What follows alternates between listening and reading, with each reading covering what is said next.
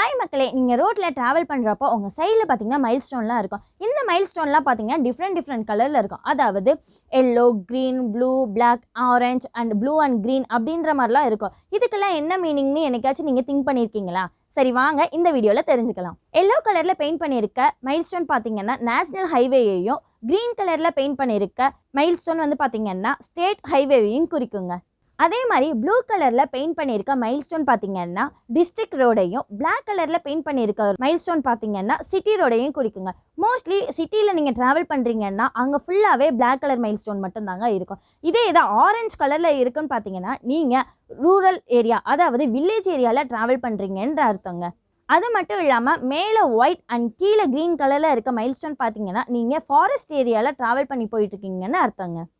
இந்த மாதிரி இன்ட்ரெஸ்டான விஷயங்களை தெரிஞ்சுக்க தினமலர் கோவையை ஃபாலோ பண்ணுங்கள்.